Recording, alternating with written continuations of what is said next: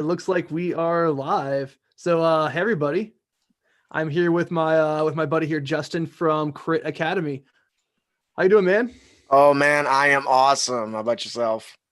I am living the dream, of course, of course. This has been a fantastic year for everybody. Right. I'm just, on top of the world. Yeah. Well, I'm always telling my wife she goes out too much, so I guess now I learned it's true because when her calendar's empty, she's just like, it's so boring now. Ah, all right, all right. That's probably a bad way to start. We should think of focus on cool, happy things, right? Happy We thoughts. are fantasy authors. Oh yes. Very So exciting. so we met a while ago at Michael from RPG Academy Hmm. at his convention on your podcast, and I learned that you are a DM's Guild creator and you make some really great content, right? You make how many things do you have published on there? Oh geez. More than 10. I don't really know exactly to be honest. Yeah, a whole lot of them, and you definitely have some bestsellers. And Hmm. it's a really what I kind of wanted to do tonight is I wanted to pull up one of your last ones Hmm. and sort of like walk through the process of okay, like how do you like go about making something like this? Okay. Like how do you get it looking nice? How do you get the artwork? How do you get inspiration? Then how do you go about marketing it? Absolutely. It's a good Does that place to sound start. good? That sounds awesome. I'm excited. Let's go. Let's make some new All right. DM's Guild content creators out there who are just not knowing where to get started. We're going to push them over the edge. Yes, exactly. Oh my gosh, positivity. There we go. Let me share the screen and let's see how awesome. There we go. Can you see that on your end, Justin? I can. Awesome. Hopefully someone in chat will let us know if everything is working all right. Okay. So here we have the School of Binding, and right away, I want to say I really like how you set this up. You have kind of distinct font right there, Hmm. and instead of the normal red, all of your products, you have this purple right there. You Hmm. definitely have some branding going on. Yep. So let me zoom out just a bit so maybe we can get a better view of this cover art because I think it's just fantastic. No, thank you. So what's going on right there? So one thing we wanted to do, DM's Guild specifically, this isn't up there yet. This is on our website and needs to be pushed to DM's Guild or Drive Through RPG. But there's very specific rules when publishing on those platforms. And because of that, branding becomes kind of more difficult because you can't have like your own traditional logo. So we decided we would make a few alterations that would fit our theme. You're allowed to have a ribbon with your author's name. And so what we ended up doing is let's make a standout title font that fits something that we enjoy. Let's change the red to match our show's theme color, which is purple, which you'll see also matches the ribbon. And of course, you have the text at the bottom, which is supposed to be a eye grabber for the audience. Um, Oh, so that's I didn't realize that. So you can't put like your publishing company's logo on DM's Guild product covers? no, sir, you cannot. Oh, so Um, you were really exceptionally clever then, figuring out okay, if we can't brand it with our logo, to brand it in other ways with color and font and Yeah. consistency. I appreciate the compliment. It was one of those things like, well, if we can't put our show logo on there, what else can we do? And you're right, that little thing is something that stands out because red is pretty much the standard. Hmm. So, Hmm. No, so where'd you get the so cover art is super super important, right? Because when people yes. are scrolling through DM's Guild, that's the only thing that they see. So like, how do you go about choosing a cover art? Like, what's your thought process? Like, and how did you find this Um, piece? so that actually is one of the harder pieces, in my opinion. There's a couple different ways. I've paid for custom art more than a few times, but as a constant publisher, that can get really pricey. So there are a multitude of other ways to get access, whether you're going for the high quality, digital cover art that's custom, or you want to look for artists who make their art available to anyone. It's known as stock art. DM's Guild specifically has a massive collection of Wizard of the Coast authorized art from like previous editions of the books that you can use. Drive Through RPG has a massive collection of stock art, and anytime you pick up a product with art that you like, you can always find the artist or the source of the product. Well, with sites like Pixabay and Shutterstock, you can actually find lots of stock art at a cost. You pay like for Shutterstock, it's a yearly or monthly bill, and you get so many free pieces. But it really comes down to what is the concept I want, and then I spend hours upon hours sifting through images if it's not custom till I find something that fits the theme that I want. And unfortunately, I spend more time on that than I'd like to admit, because I think, as you said before, it's very important. But as art can be one of the most expensive parts, most people will jump at making sure the cover is a custom piece while using stock and filler art on the insides. Mm-hmm. So I think, you know what, I don't might as well just open this up for folks, because I pay for some custom art too for my book. So I can just say, like, if you were to buy this piece custom on your cover, that's probably what, $150, $200 you would say? Easy. Yeah. So if you're going to go ahead and spring for a custom piece, you have to really put a lot of thought into, okay, is this really going to be worth in the long run? I have to sell X many copies in order to make that back. Right. And that's part of one of the challenges that when I first started takes up most of my budget. So when I did my first product, I decided I needed a custom piece. At the very least, if nobody bought the product, I would have a custom piece that I could use for marketing and promotion for my show. And so I paid a very Luis Prado. I paid quite a bit of money, and he's worth every penny, to make a really nice custom piece. But that ate up the most of my budget, so that left me using stock art in most of my book beyond that. So it comes down a big detail is coming down to not every single piece needs to be full color. Not every single piece needs to have a full blown background. Sometimes it's just a bust or a headshot is good enough to help keep you within the budget if you're going to go for custom art. All right. Well, before we sort of like talk about the stock art, I think some people have like maybe a bad image in their head that's just like, really bad drawings or like clip art or something like that. Let's go ahead and get into this a little bit more. Okay.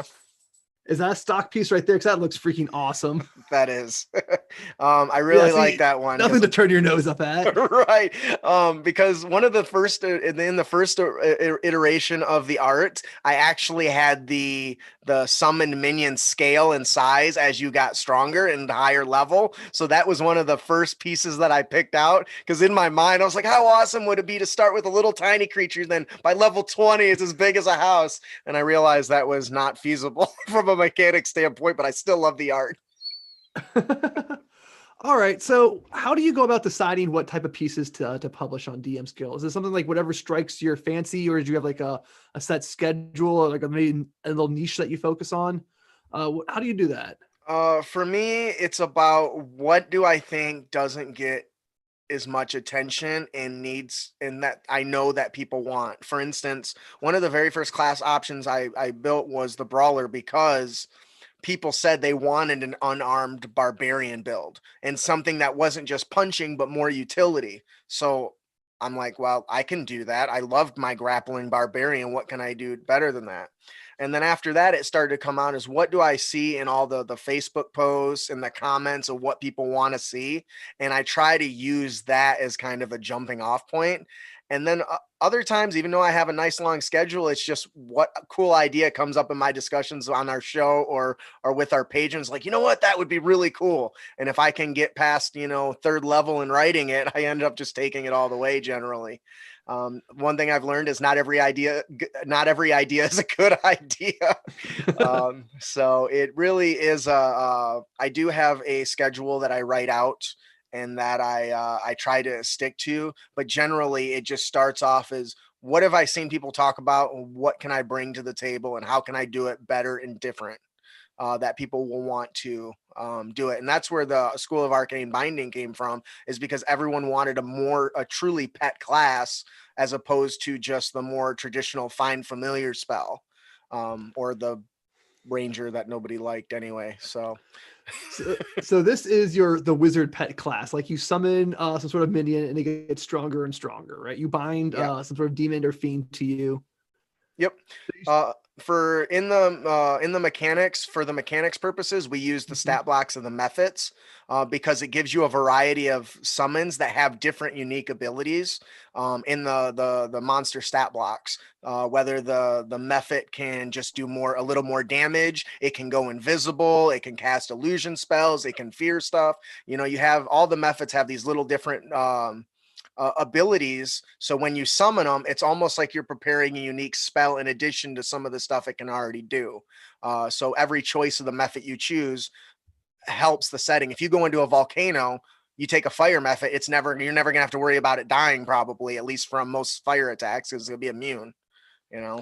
Well, so let's dive into this real fast. So how does something like this start out? Does it start out, obviously it doesn't start off looking like something that just got peeled out of a wizard's book, right? Right.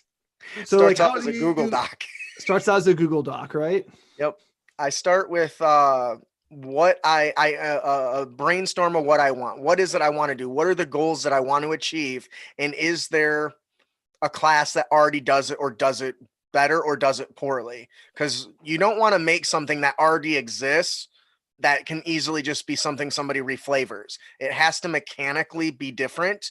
It has to cover all the bases of what the class is expected to do. And if it doesn't do that, what are you giving them in advance beyond what you're taking away or you're not giving them? In this case, I write out an outline and I decide, okay, what abilities in this case, the wizard, at what levels does the wizard get unique school traits, right? We know the wizard picks a school at level 2. Well, what type of abilities come with that? And I'll brainstorm 3 or 4 different classes and see how they relate to or different subclasses and see how they relate to each other. At 6th level, it's always an attack feature, or it's always a utility feature, or it's a role play feature. And all that stuff kind of gets laid out before I decide what the mechanic is going to be. So is that something you would say that's kind of different than, or something distinct about DM's Guild products versus other places? Like there's tons of homebrew all over the internet, right? So if people are going to DM's Guild and going to pay for an archetype, you probably have to make something mechanically distinct.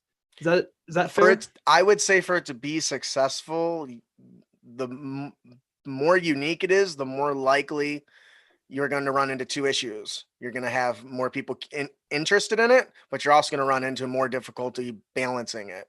But in my opinion, those 2 are kind of related. The more unique it is, the better the product is going to be. I think Matt Mercer's his witch blade, or damn it, what is his Blood Hunter? His Blood Hunter is a really great example of that. Van Helsing? Yeah, because there wasn't anything really published that had mechanics like that with the different archetypes and how he laid it out. And that alone made it really, really great. But of course, he's also popular, so he also had more traffic going for that. But if that was just another Battle Master build, it probably wouldn't have been as popular. Does that make any sense? Yeah, absolutely. Okay. So this final product right here looks nothing like a Google Doc. Right? No. So how do you go from that to this? Like, what is your process for getting it formatted and making it look nice? Like, how do you get this art in there? How do you get this nice fringe and watercolor splashes? So how do you make it look like a real product? There are a multitude of different ways to do this. I started I took a long journey to get to where I am at, and I wish somebody would have told me this when I started. There are templates of people who have already done a lot of this work for you, and all you got to do is tweak and alter some of the stuff to fit your style.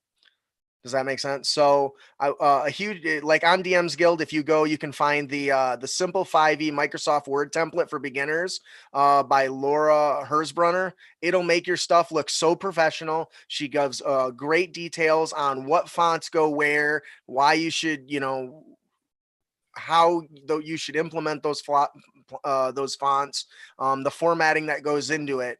And at that point and this is a relatively newer one. This one's only is come out in the last probably 8 came out in April. So, but there are a plethora of them depending on which tool you want to use. I started off trying to do a variety of different formats, InDesign and even Google Sheets, Google presentation.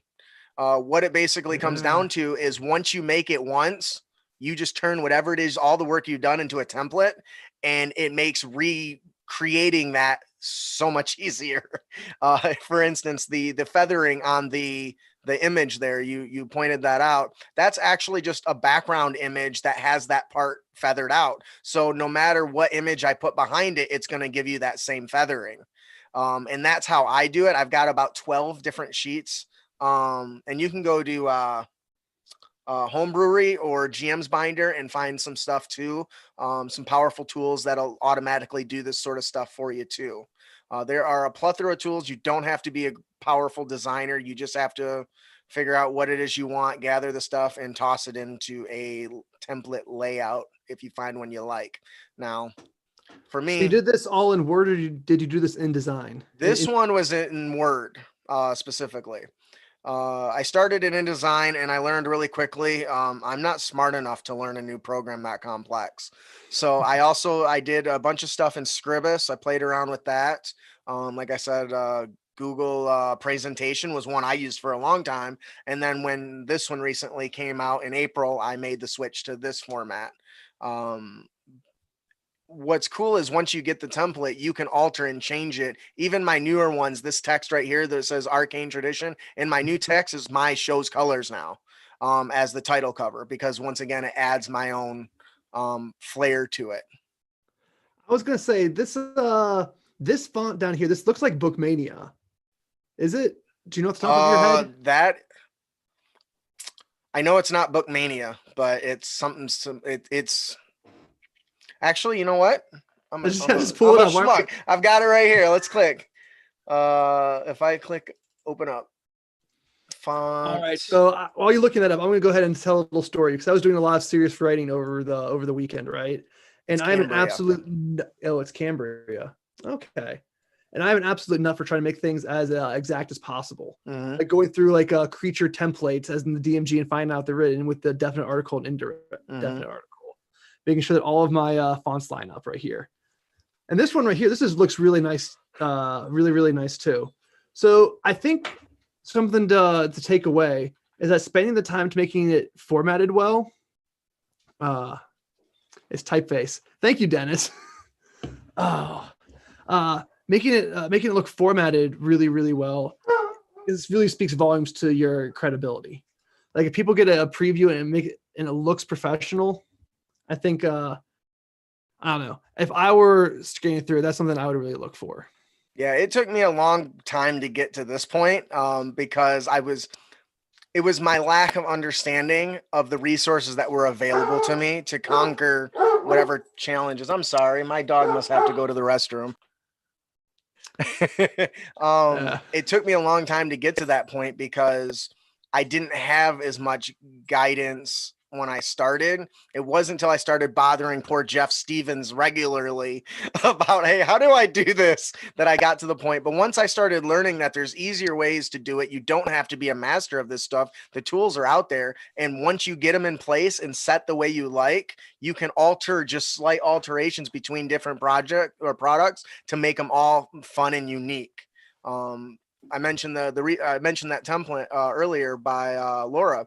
That's a great example because she has in the Word document, she has the style set out. I can click on the style and change it to any font. So when I go to type in the body, it's whatever font I now say it is. And it goes throughout the whole document, which makes changing and editing for new products really nice. Excellent. Excellent. So, so now we got a little bit more information how you make these things these look nice to get on there. Let's go into the writing process. You say that you usually try to start with a character concept or a strong idea, and then try to figure out a way to make it unique and different than other folks, right? Right. So like what's your process for that? Do you read a lot of other people's material Do you like look for things in like old D&D games? Like, how do you go about the actual writing process? So the very first thing I always do is I start with the official WotC content that I own, because that's going to tell me what people have already seen. I mean, if I tried to search the whole wide world of the internet, of course, you're always going to find something that somebody's already done in that way. So instead, what I try to do is focus on what Wizards of the Coast has officially released, what kind of stuff shown up in their Unearthed Arcanas, and what stuff has shown up in past. The biggest advantage of Dungeon Masters Guild is you can actually write with the published content of the WotC IP. So you can write and use stuff around a beholder. You can use locations and settings in Forgotten Realms. And by extension, some of the new stuff like Ravnica and stuff has been, to my understanding, has been certified there as well. And so once I have an idea, I look through that stuff. And if nothing jumps out at me, I know I've got a unique enough idea that I'm going to move forward with it. So then I write out, okay, how I know what I want. I know the idea is unique. What am I going to do to make it stand out beyond just being unique? Because anything can be unique doesn't mean it's good. I've learned that a couple of times through some of my publishings. So now I have to say, okay, this is unique. How am I going to make it good? And more importantly, fun to use.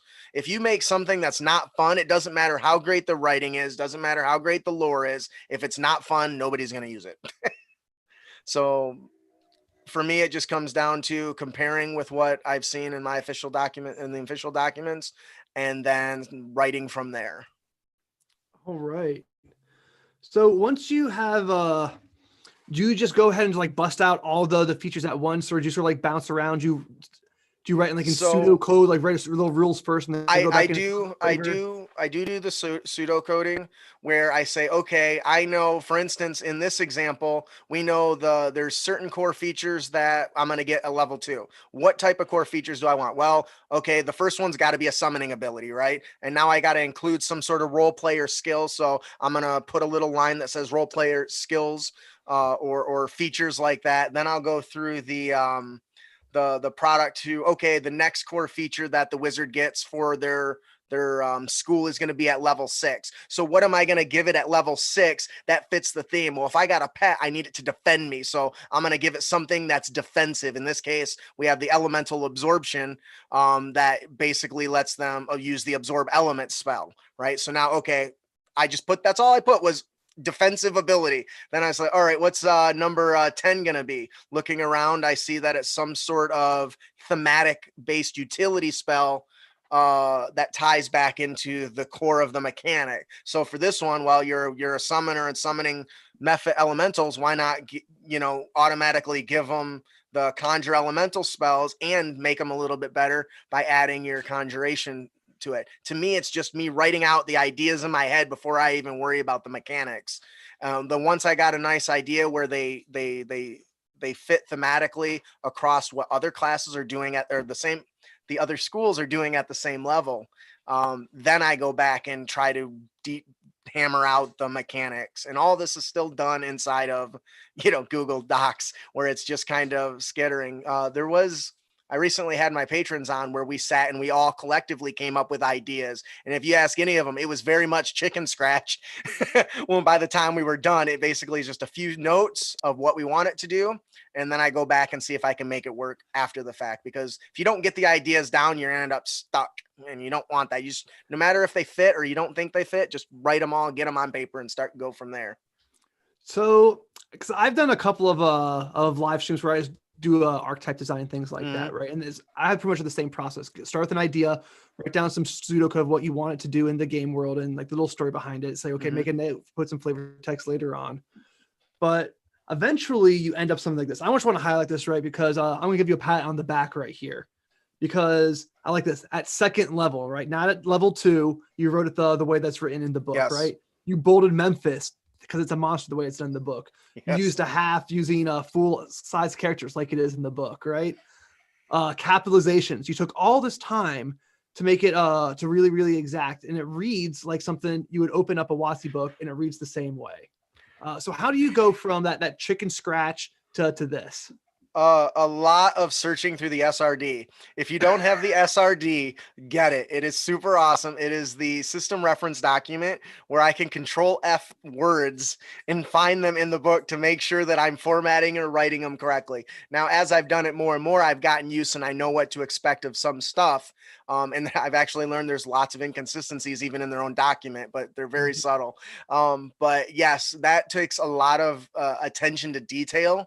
That I'm very proud of. So I do appreciate that you pointed that out, because I try to make it as close to the WotC format and verbiage, so there's no room for deviation. If it's written this way, most players and DMs should understand exactly how it functions.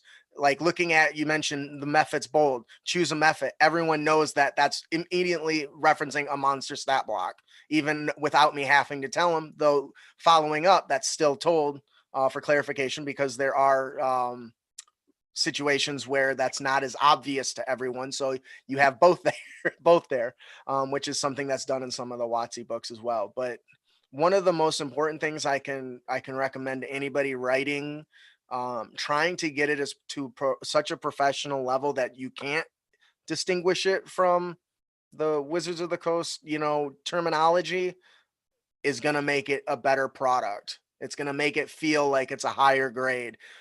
We recently covered a product of the Dungeon Coaches. Yesterday we talked about his tome brew. DC. Yeah, dude, guy is awesome. He does amazing. And we loved his product. We talked about it for an hour. The only con that I had is his writing, in my opinion, needed a little bit of formatting work, because it left a lot of ambiguity on some of the decision or some of the writing. And that's nothing against him, but that's a little small thing that I noticed, because I'm such a stickler for sticking to the similar format. What I'll also say is, just from my own experience, being like the managing editor of the whole book, right? Like people send their homebrew to me, I send it out to writers, right? Send it back to me, and then I still edit it on top of that. Is really developing that discipline to really try to understand, be a strong rules writer, makes you understand the game, what's going on at a much deeper level. Absolutely. I think it really helps you as a designer. I have to give a huge shout out to my editors. I am a terrible writer. If it wasn't for my editors, I do run on sentences. I've got so many grammar flaws. I don't even know how I passed high school. But that doesn't come through because I'm a stickler for the format, so I can't mess that up. The rest just comes down to my writing and having an editor who can say, "Hey, this isn't really clear. You need to add more oomph to this." So kudos to my yeah. editors, So let's talk about that. So once you have something written down, let's talk about the next step: editing and then play testing, right? Yep. So yeah, 100% agree with you. It's absolutely crucial that you work with somebody else, because sometimes you get so far deep into your own head, it's hard to. Everyone will tell you it's hard to step back and actually see what's going on there. Right. So how does besides that, what does an editor do for you? So I have a couple of different go-to editors, and depending on what you're willing to pay them, depends on how much detail they're willing to go into. But generally, the ones I got they'll make recommendations. They watch for the Wizards of the Coast font format, like the formatting, like you see here, where it matches the same details. That usually costs a little extra to make sure I don't goof. And then more importantly, they make sure that the product makes sense, because there's times where I'll write something one place and then I'll start writing something else and then I'll delete, but I won't delete the whole thing. So while it makes sense, I cut out something that put it in more context, and they're like, "Hey, did you have something here?" Or they can see that, especially if you're using Word. When you turn on the editor, you can see all the removes and edits and stuff. So they do a really good job about not just grammar errors, but making sure something narratively has the right words. Good adjectives and good verbs go a long way in a description. So those sorts verbs of are all suggestions. powerful. Oh yeah, they are. And so little things like that are important, because the word "very," horrible word. I use it all the time. Not a good word. And so that's something that often gets adjusted or changed because it's not a good word to use. And I'm learning that stuff because I have a variety of editors, not just one or two. And it makes all the difference because they do different jobs, and some are better than others, but that comes with the price, right? Okay, so I think you sort of hit on a subtle point there that I sort of want to sort of make explicit here for our audience, about game design, especially about tabletop RPG design. The text is the entire interface, right? The text is the only thing that commands the game. It's the players, the DM. It's their only window into what's going on. So the stronger and more vibrant you can make that, the better experience and more compelling your work is going to be, right? Like, boom, we are writers, right? We've got the power. Yes. So. Oh man, Randall called you out. He's absolutely correct. So actually, the capital A in action shouldn't be capitalized. Yeah, I saw it. I was hoping nobody else did. It's actions versus actions, right? Yeah. That's okay. Yeah. Hey, I said I tried. I didn't say I was 100% successful. Yeah. Little things like that. But you got to be careful too, because there's some times where WotC's got multiple versions of the same kind of description. A good example is Hit dice. Hit dice is or one. At will. Yeah. At will, at second level versus starting at or beginning at. I have not been able to crack the code on some of these things. I think some of that might just be like stylistically, like starting at second level, beginning at second level, at second level. I think that just might be to add some variety. Maybe, because it does change. And that's something that I've ran into a few different times where I was like, well, why does it say it this way? I just found a typo. Oh, no, you've got the early version, don't you? You got the one from October, yeah. don't you? Okay, so I'm not going to count that because I sent him an early draft. I totally forgot about that. I was like, wait, that should have been fixed because I remember that typo. He's like, how did you miss this? All right. Anyway, so that's something you gotta be careful too of when you're even editors miss things. On some projects, I have more than one editor because one editor, they can be the best in the world. They're still humans. People still make mistakes. Yeah. Or here's something that I am guilty of. I'll go ahead and confess. Like, I'll send something to an editor and then get it back, and then I'm like, oh, wait a second, this is a better idea. Yeah, that's I'll go over and I'll mess something up, right? Like, yeah, and that's the beauty of it. So sorry, Matt Click, is not everything's going to be your fault. Bianca Bickford too. She's a fantastic editor, a really great person to work with. If you ever have the chance, you should hire her. I will keep an eye out because the other thing is the more I get in, I have more projects in production in this last 6 months than I have in like the last couple of years because my writing has given me the funds to be able to write, to hire writers and editors and even layout people now. So I don't have to do it all myself. That was the next step beyond doing everything myself. Like this is something I did by myself with the exception of the editing. I still always have editors go through my stuff, but the more content I make, the more money I can allocate to making more content. And that means in order to make more content, either I consume all of my time because no matter how many hours, there's only so many hours in a day. So no matter how much I like to write, I'm still limited by how much content I can produce. So now by saying, okay, I've got this awesome idea. Here's some samples. I need some writers. Okay, I'm going to hire these writers, hire these editors. Here's what I want. And then they take it from there. And that has allowed me to make more and more content going forward, aside from just what I could put out myself. And I think that's a really fun aspect because I've gotten way more unique ideas than beyond. I'm not the most creative person in the world. And I have found by adding new writers into my projects, I get so many different viewpoints, so many different ideas. Like Remley Farr, JVC Perry, Kat Evans, they just blow me away with their writing techniques. And I cannot recommend that enough. If you're going to develop your own content, when you get to a point and you can afford writers, even if you want to go in on writers, I don't know if you noticed this, but you can split royalties in DM's Guild. So you could have 2 or 3, 4, 5, 30 writers go in at a royalty split and get just a phenomenal product. When I worked with all right, so let's pause right there real fast because maybe some folks in the audience don't really understand what that means.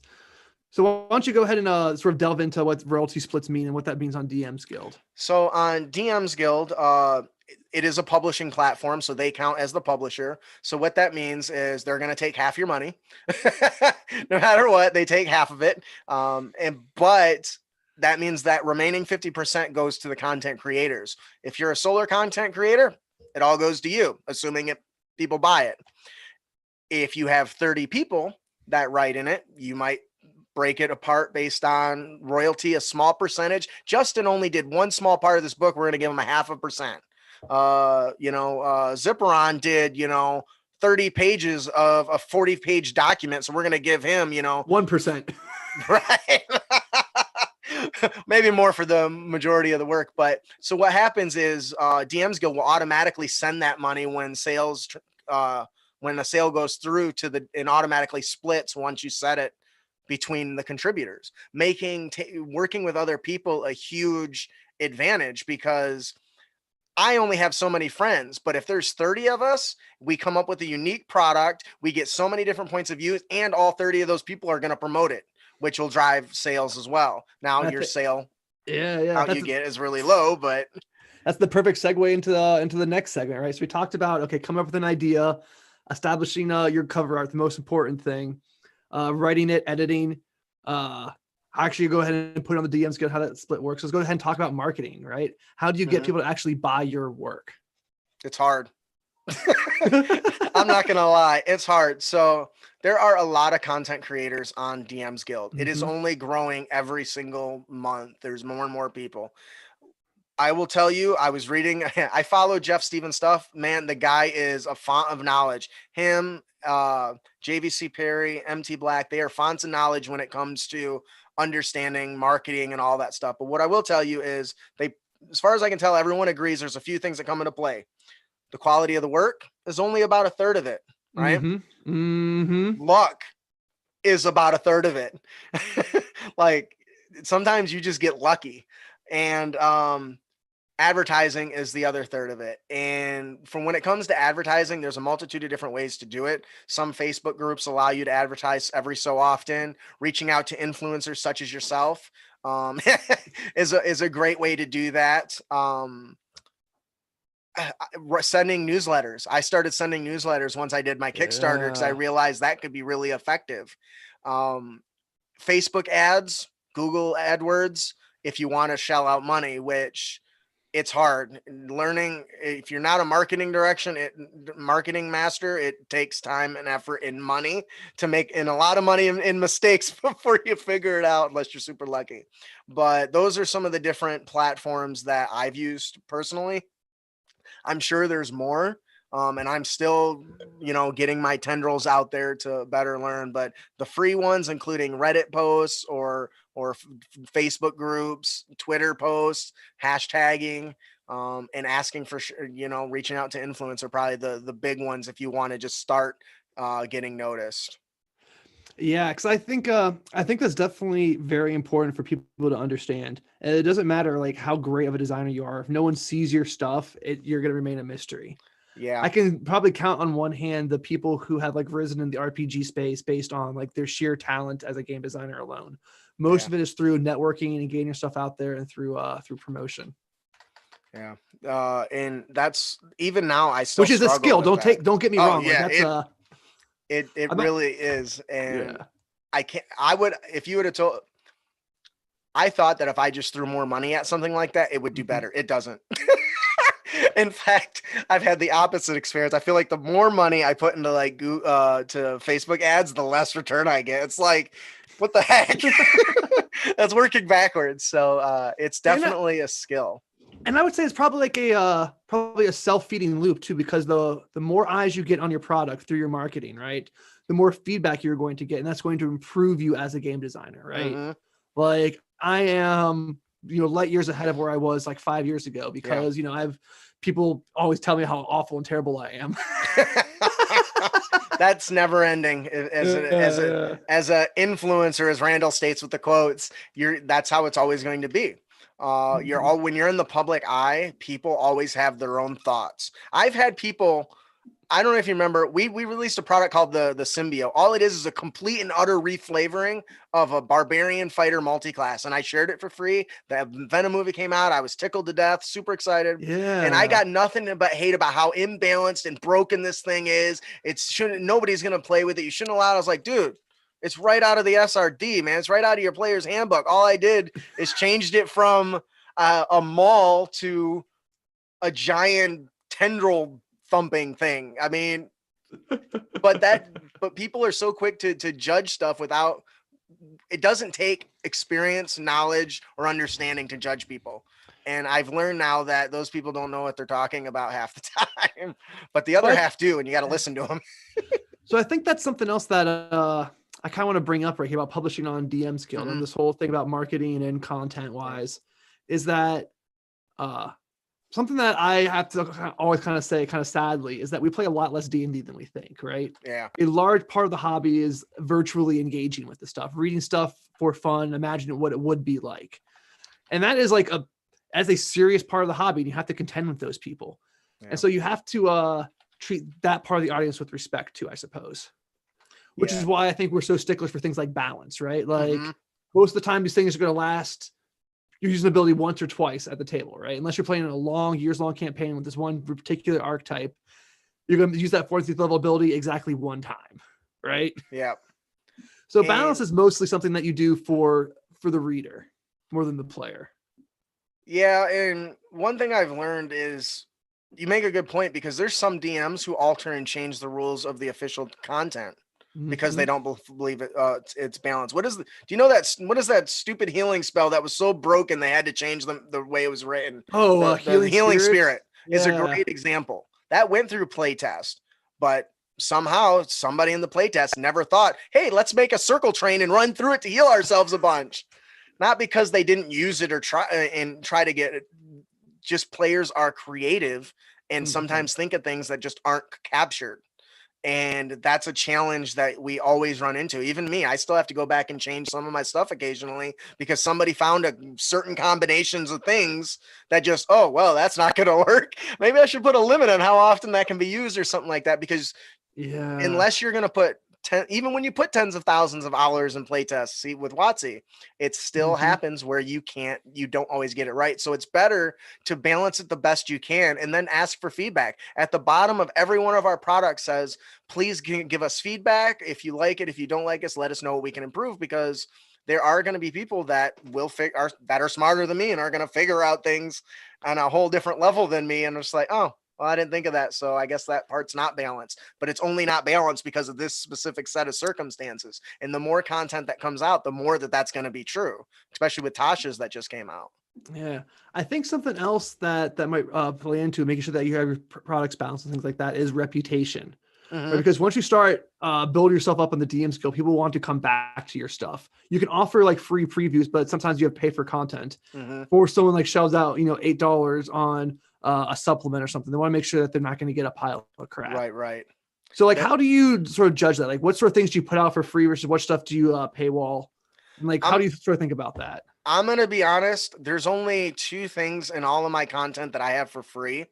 And that's because my writing takes time, effort, and honestly, money to do. Oh, yeah. So the first product I gave away free was my very first class archetype. It was the Gun Mage, who basically is a sorcerer origin that, uses an arcane channels. It can't pull its magic out of his body, so it uses an arcane focus in the shape of a gun to do that. And for me, I had to give that away free. I was a no-name. Nobody knew who I was.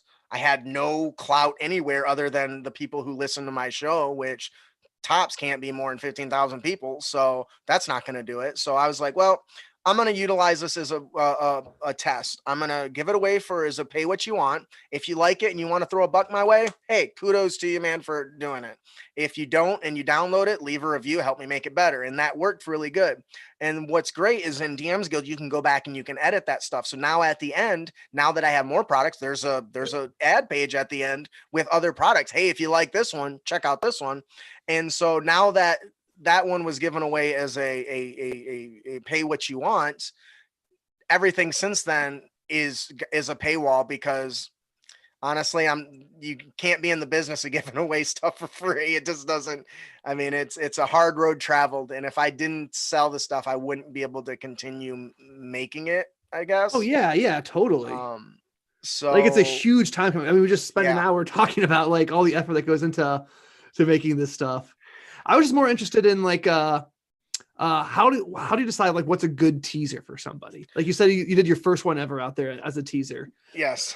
And then have you done, you said you did one more. What was the second one you put out So there? we are about to release Fantastic Terrain 2 because Fantastic Terrain was such a big hit. So I went back and I took several samples from Fantastic Terrain and compiled it into a free product that you can get.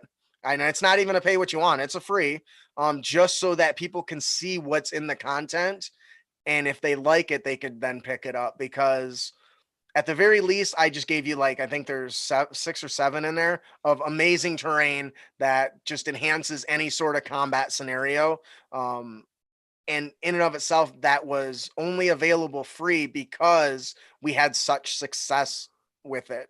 I hadn't decided beforehand to make any of that free, though I've learned a lot from Jeff since then, because Jeff now just did a Kickstarter and he put one of the adventures up for free that anybody could get to help promote his Kickstarter. And I was like, oh man, that's genius. So there's no, I don't know that there's a secret strategy for any of that, because I'm still learning as I go. But it's, if you watch the big names like JVC Perry, Jeff Stevens, MT Black, Cat Evan, if you watch the big people that are involved, James Introcaso, God, that guy's awesome, you'll start to see that they're even still trying new things to help drive traffic.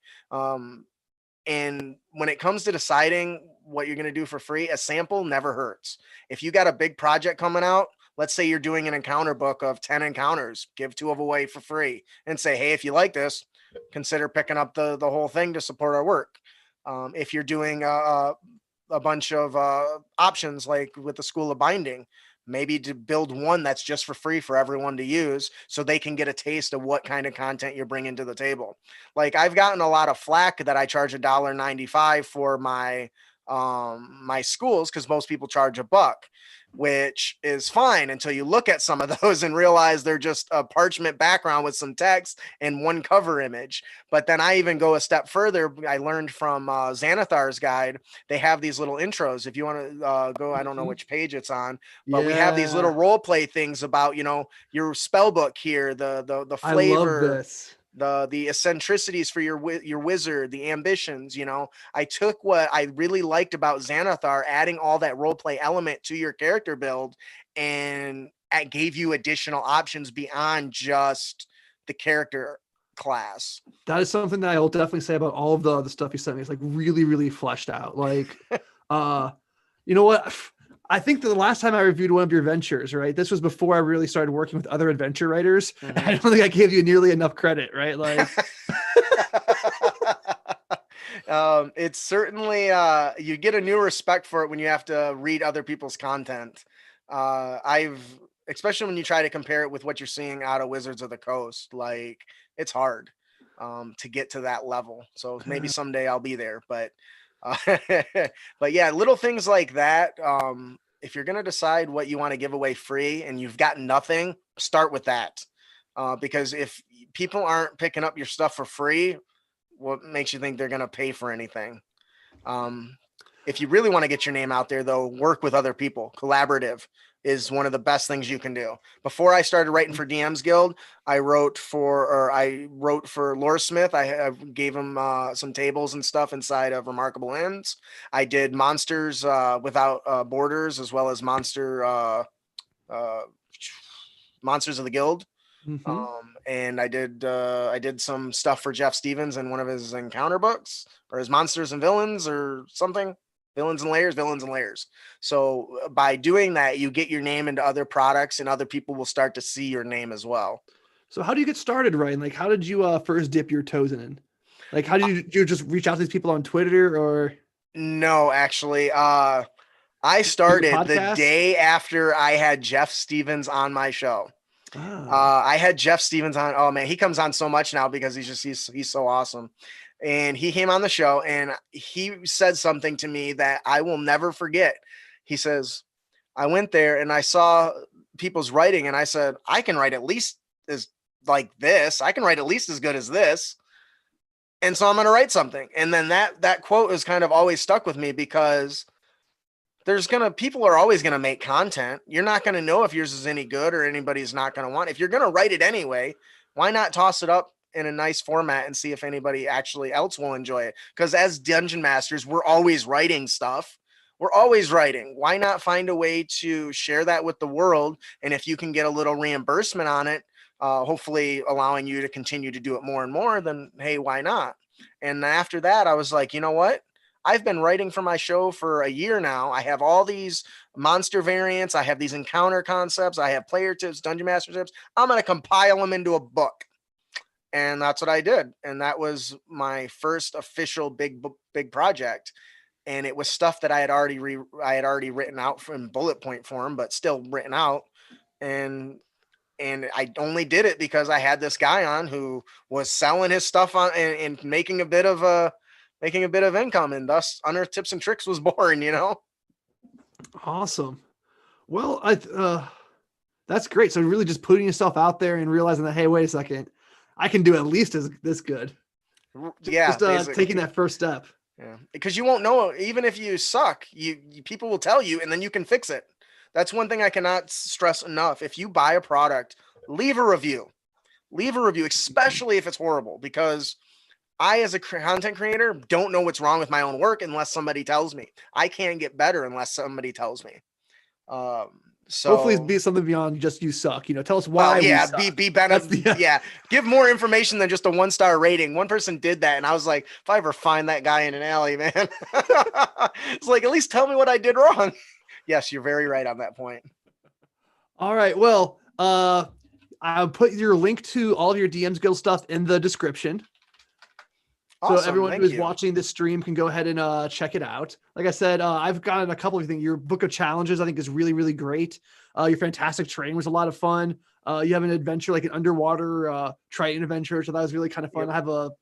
I did a review on that on my Patreon. Mm-hmm. And this stream, by the way.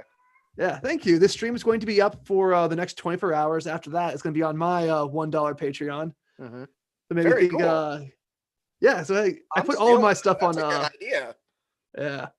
Yeah. So I'll go ahead and have you here. I tell everyone these streams, they like dump my channel's analytics, right? If I leave them up on my main channel. Do they really? Yeah. Because it makes my CTR go down. Like YouTube will feed these streams to people, but it's not like part of my core audience. Right. That's YouTube's like, screw this channel. This is trash now. Right. So I have a little compromise. I'm gonna have to talk to you about some of that stuff because I need to use some help there.